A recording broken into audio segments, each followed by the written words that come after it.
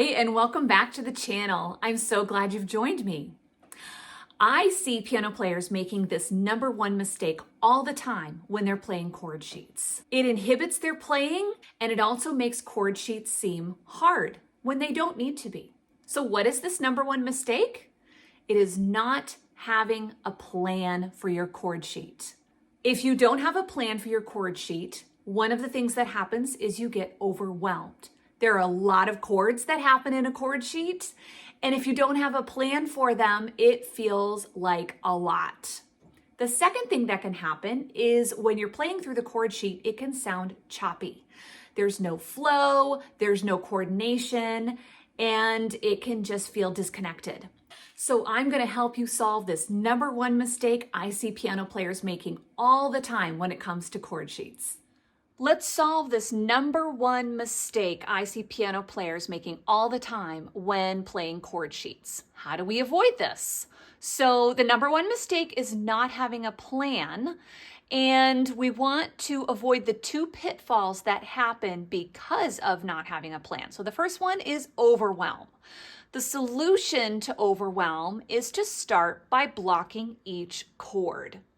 So I have two chord sheets that we're going to be looking at the chords from today, Danny Boy and 5'2", and our chord progressions are different for each of these. So for Danny Boy, we have a C, C7, F, A minor, D7, G. That's not in order. That is just the random chords that are in there. So what we want to do is start by looking at each chord and deciding what inversion we want. And this is part of our plan, is to block the chords. So we're going to start with C, C7. The next chord is F. Then we go back to C. The next chord is A minor, which we can easily get to right here. D7. And then a G. Okay, so I made that look super easy. If you are not familiar with inversions, that's a really important starting point before you start blocking your chords. So I want to encourage you to watch Understanding and Creating Chord Inversions and Mastering Inversions with Smooth Transitions.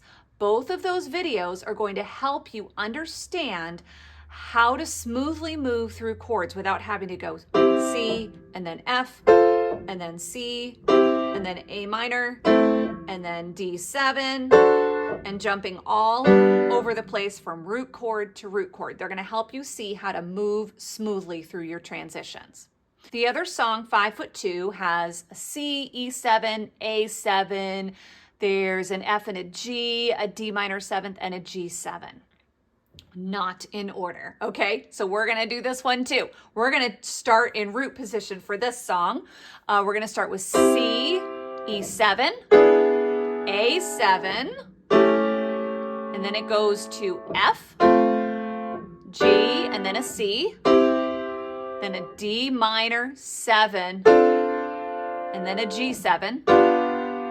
Okay, and then we're back to C, E7, A7, and then it goes to F, G, C, F, C. Okay, so that is the basics for the verse on each of those songs. So number one is start by blocking your chords in the chord sheets and decide what inversions you want. So we've done step one. Step two is choose your accompaniment pattern. You don't want to wing it. You want to have a plan for your accompaniment that you're going to do. So take a minute, think about the tone of the song. Is it flowy and slow? Is it fast and energetic? What sound do you want to create in the song that you're playing? Then decide which hand you want your main movement in. So maybe you want just bass notes in the left hand and the right hand will move more. Or you might want opposite. The left hand might have arpeggios and your right hand will be more simple. And then you want to choose your appropriate accompaniment pattern. So before we get to that, there are two videos I want you to reference. I have a whole number of videos on creating accompaniment patterns, but two big ones that will be very helpful are unlocking left-hand accompaniment patterns on the piano and painless chord coordination, combining left and right hands with ease. Both of those dive in a lot deeper on what I'm going to be doing here.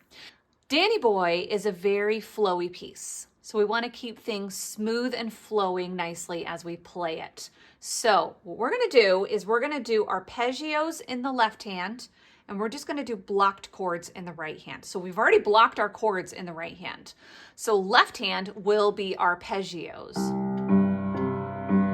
Okay, so here.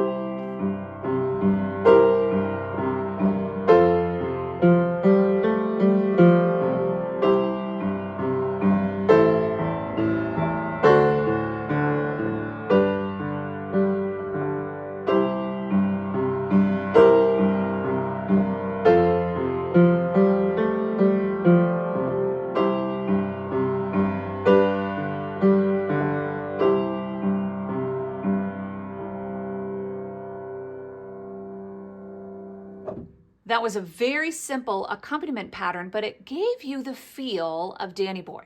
To contrast with that is 5'2". This is a fun, upbeat, energetic song. We're gonna do a back and forth between left hand and right hand.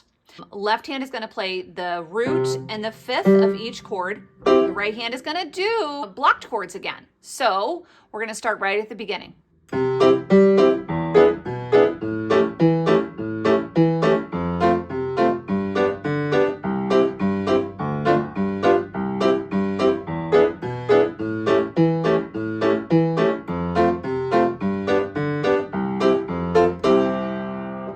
Okay, so very, very different accompaniment. The first one, Danny Boy, we had most of the movement in the left hand because it was a more flowy song, and that was the feeling that I wanted throughout that piece.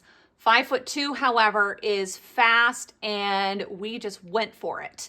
We had relatively simple left hand with blocked chords in the right hand. So when things can be complicated, you can simplify things by making a plan for your chord sheet. You don't have to fall into that number one mistake of not making a plan.